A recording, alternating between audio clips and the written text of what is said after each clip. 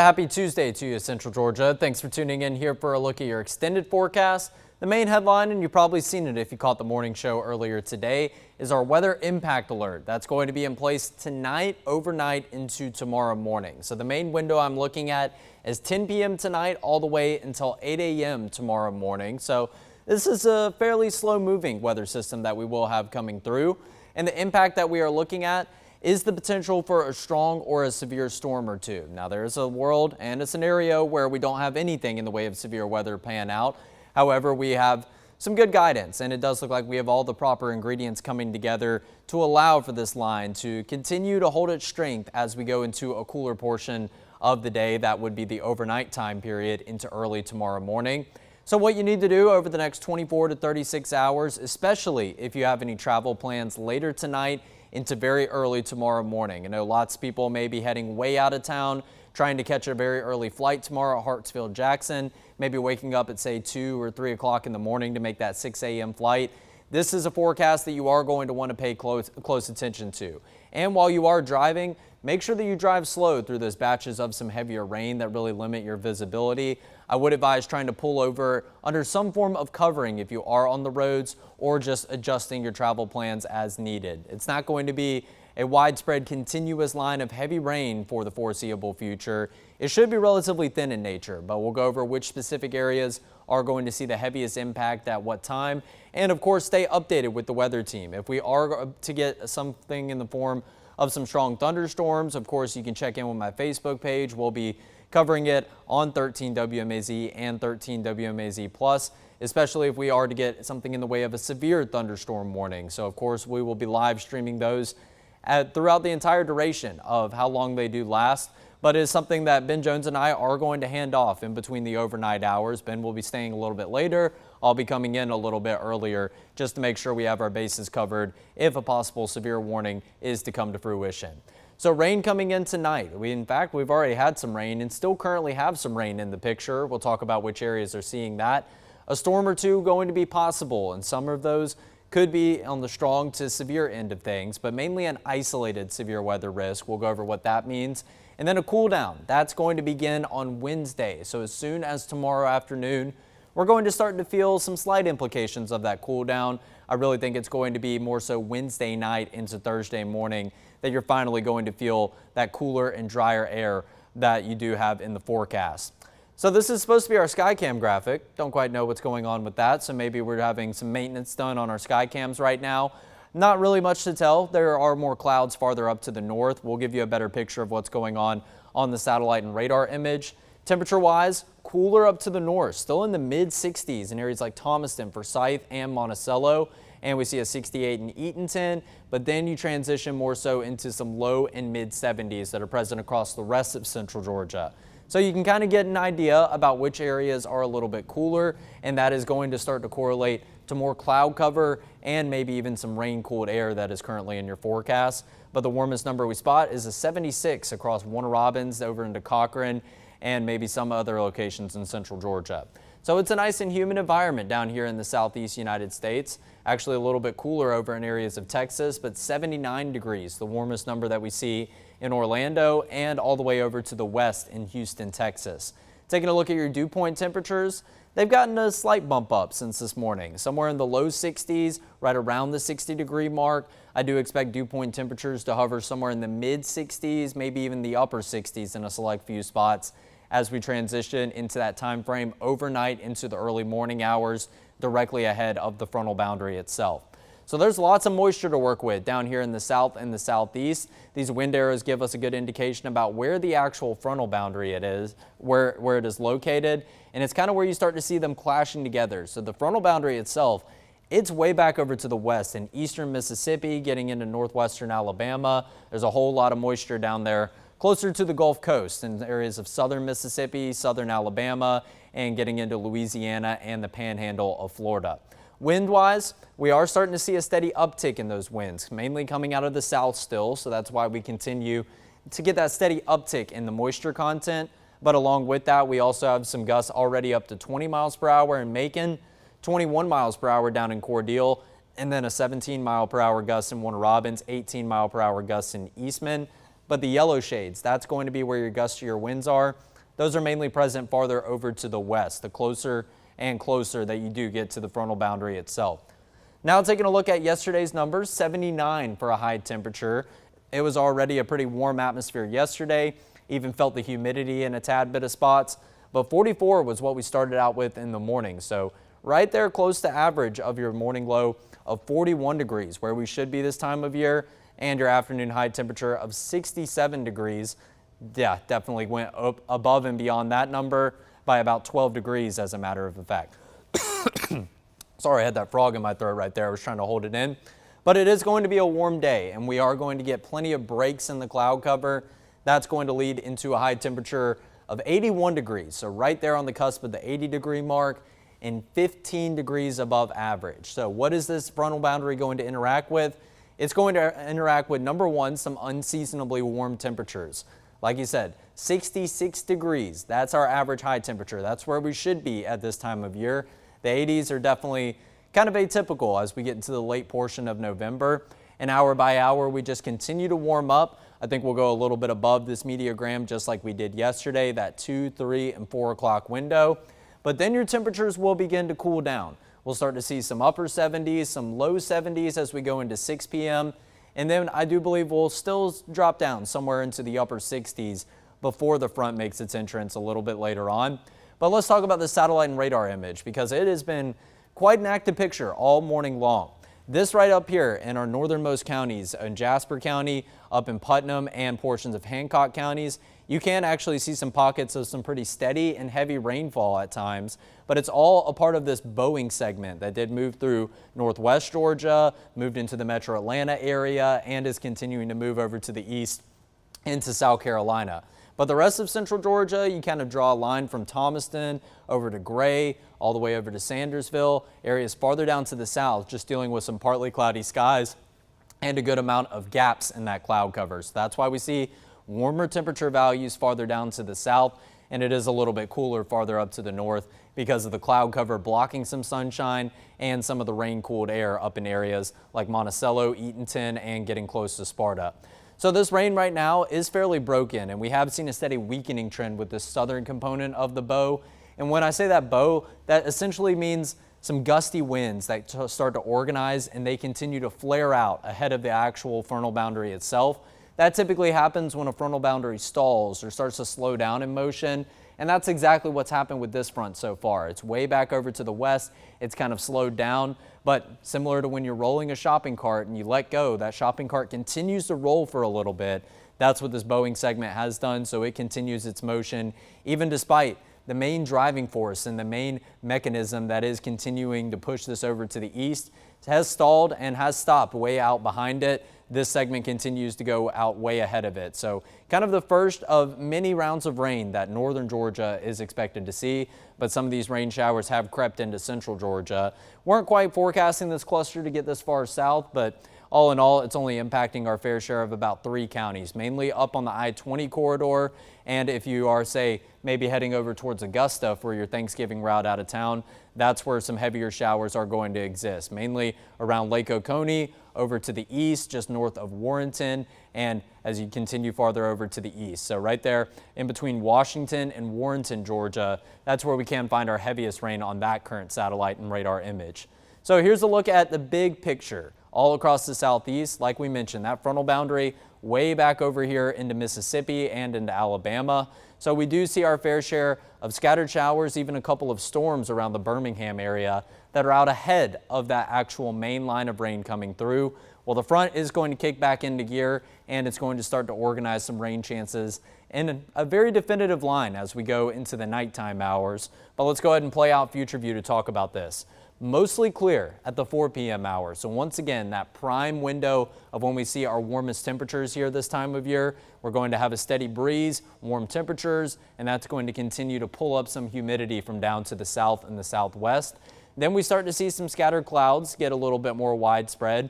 But here's that main line that we are talking about. 10 p.m. is when it looks to start to make its entrance into northwest central Georgia. You can see some pockets of red, some pockets of orange, some pockets of yellows, and even some pockets of that dark red color. So with this latest run of future view, I did take a look at it shortly before this stream. It does look like this frontal boundary and this line of rain is holding together a bit better than what we did see, say, as of the model run this morning. We could very well see this play out, and we could see our fair share of a couple severe thunderstorm warnings. This is what it's indicating right now. All in all, we still are forecasting an isolated risk for some severe weather, but we do have a pretty untapped environment here.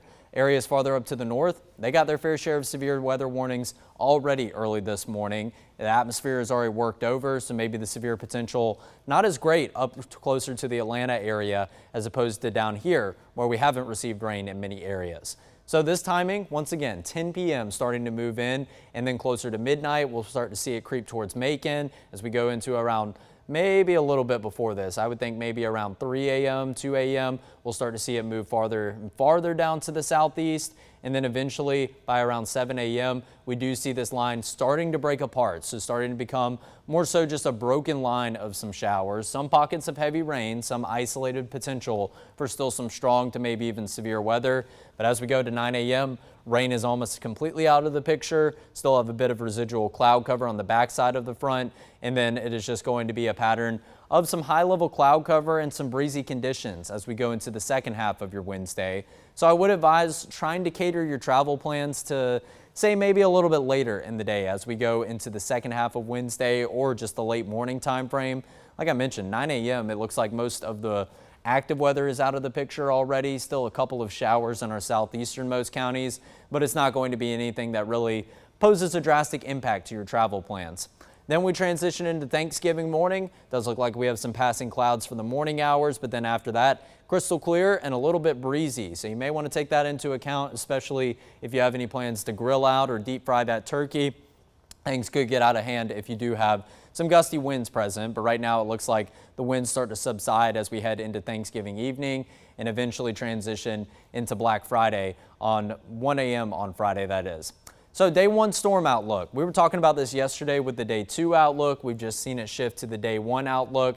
And I know this is outlined for Tuesday, but we have to go all the way back to our severe weather season in the spring to kind of reference something that I'm going to talk about. These severe weather outlooks, they go from 8 a.m. the day of all the way until 8 a.m. the next day. So this outlook goes all the way until 8 a.m. tomorrow, hence why you do see areas here in central Georgia outlined in this day one storm outlook for Tuesday. It goes into the overnight hours and into very early on Wednesday morning. But notice the weakening trend that you see. Back over here behind the potential threats box, shades of yellow that are going to indicate a level 2 out of 5 risk for some strong to severe weather. Much greater potential for some severe weather back over to the west, areas that have already seen some severe weather this morning. But as that line progresses farther to the east and the southeast, it does look like the severe risk goes down, and eventually there is none in areas like Wrightsville, Dublin, Eastman, all the way down to McRae. This doesn't mean that you guys are going to dodge the severe weather or anything in the way of some strong thunderstorms completely. It does just mean that the confidence decreases the farther and farther southeast that you go, because the system will be moving through during the overnight hours. The only reason it's going to hold together for a little bit longer into those nighttime hours is because we are going ahead and getting the atmosphere ready with warm temperatures, an increase in humidity. But as we steadily progress into those overnight hours, the temperatures are going to be at their coolest. You're not going to have any daytime heating, so that front will eventually weaken by the time we get into the early morning hours closer to sunrise tomorrow. But the main potential threats that we're looking at, a strong to maybe even severe storm or two. I said 1 or 2 just to kind of cover the bases and really emphasize the isolated risk with that. So isolated means it's only going to happen in a select few areas. It's not looking to be widespread, not a continuous line of severe thunderstorm warnings. This latest run of future view seems to be hinting at more potential for maybe more than just a storm or two that could be on the stronger to severe side. However, that's just what one model run does say. A lot of the guidance that we've seen over the last 24 hours has said that this line is going to break apart a little bit earlier than indicated by that last graph model run. Gusty winds and small hail are looking like the main impact. So when I say gusty winds, within something in the way of a strong to severe thunderstorm, and when I say strong thunderstorm, I also mean those special weather statements. So a thunderstorm that is on the stronger side, but not quite reaching the parameters for a severe thunderstorm warning. 40 to 60 mile per hour gusts, they can be present in a select few isolated areas. And along with that, within the core of heaviest rainfall, we could have the potential for some small hail, looking about quarter-size hail or less in diameter. So it's not looking to be major, and hopefully it's something that you won't be outside for whatsoever. But those things combined with some heavy rain limiting your visibility and, of course, rumbles of thunder that could be really close. All in all, it just makes for a bad recipe to be on the roads. And we do have a potential threat that I didn't necessarily outline. It is very low, and it's more so with some of those cells that are ahead of the main line of storms moving through our area. And it doesn't look like many of those are going to pop up whatsoever. There is a non-zero risk for maybe a spin-up tornado, but I think that risk is far greater to the northwest and over to the west of us, areas that have more confidence in that severe weather and areas that are also going to get some of those cells that are ahead of the main line. But it's something we'll, of course, be on the lookout for. Like I told you, we're going to be staffed overnight. If anything pops up in the way of a severe warning, you can tune into 13 WMAZ+, or we'll very likely be on air given that it's the overnight hours, and we will be bringing you all the latest information that you need to know. But how about some rain? Because I have mentioned it over the last couple of days. Sometimes the trade-off that we're going to need when you're in a very dry stretch like we have been as of recently, you are going to have to get some thunderstorms, because associated with thunderstorms are going to be your heavier rainfall rates. Now, we do have an excessive rainfall outlook for northwest Georgia, a marginal risk at that. So kind of take those severe levels that we were just talking about. We have a 1 through 4 scale up here on the excessive rainfall outlook, just running the risk of maybe some isolated flash flooding in a select few areas. So once again, that isolated term does mean it's not going to happen everywhere. It may happen on one end of the county, but not happen whatsoever on the other end of the county. This just means that some areas they get more impressive rainfall totals, so some thunderstorms that train over the same areas over and over throughout the course of today and into tomorrow. Could have maybe some ponding of some water. You could also have some very well saturated soil, and obviously it's been a very dry stretch, so the soil is pretty loose in nature. We'll talk about the risk of maybe possible downed trees that could knock down power lines as well.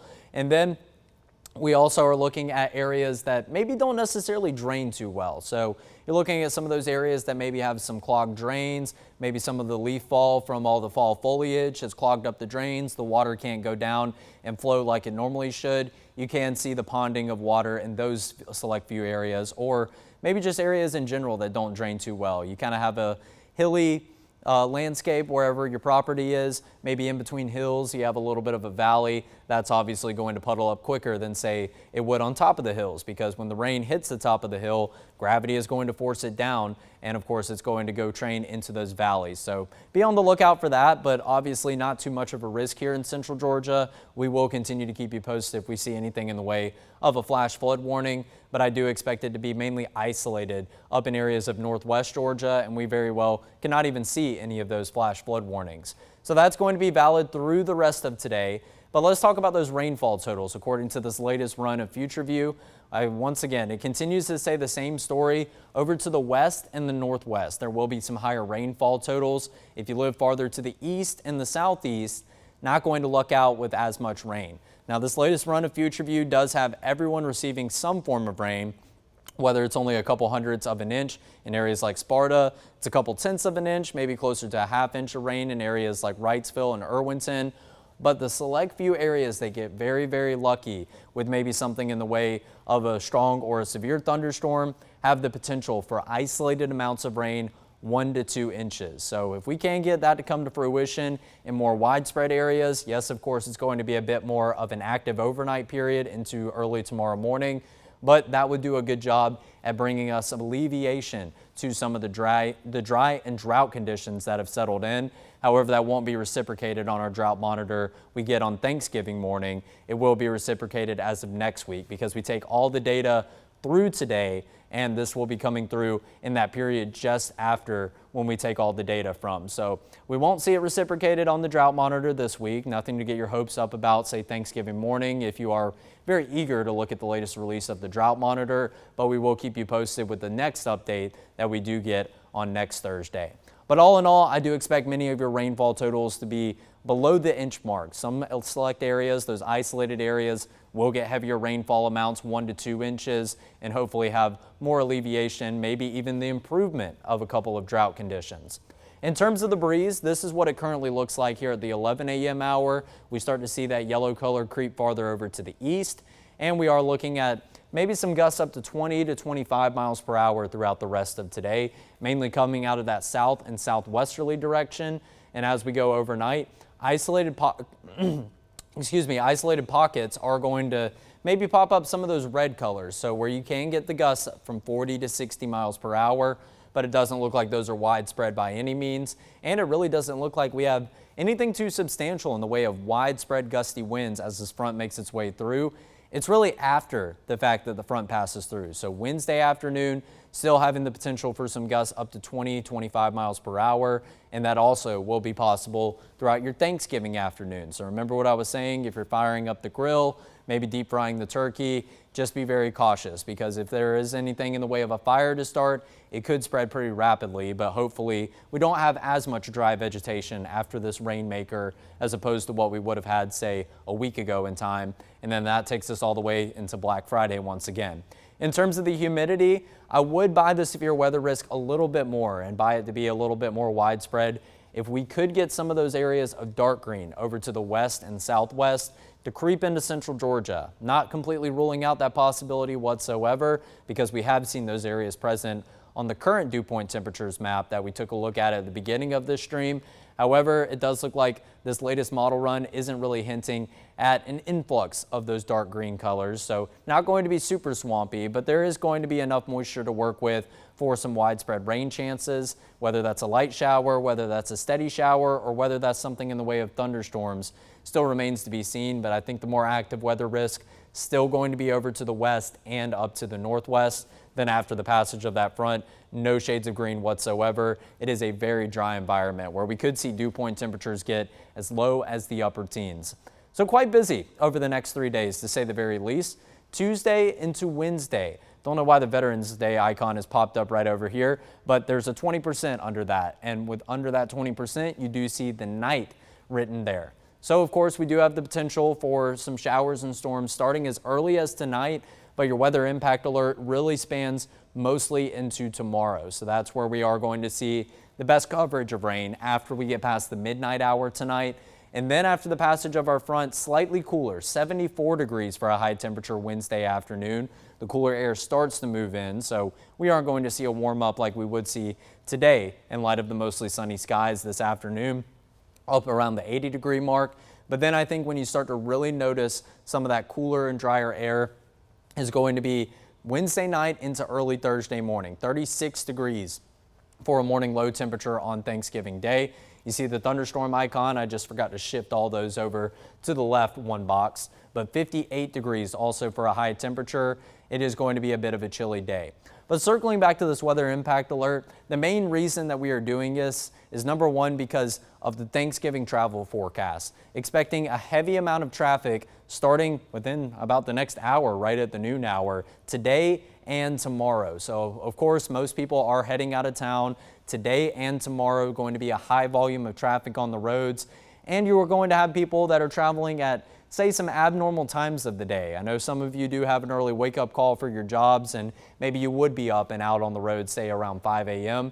But think about people that are going up to Hartsfield-Jackson, that are flying out of Atlanta. And of course, if you have a 6 a.m. flight, you know you need to wake up very early down here in central Georgia in order to make that flight, especially with the amount of people that will be at the airport tomorrow. So that's why we do have that weather impact alert, because it is going to pertain to a lot of people's travel forecasts. Typically on a normal week-to-week basis, if it was just a normal work week with the isolated severe weather chance, we'd be here and we'd be ready to go if there was anything to pop up in the way of severe weather.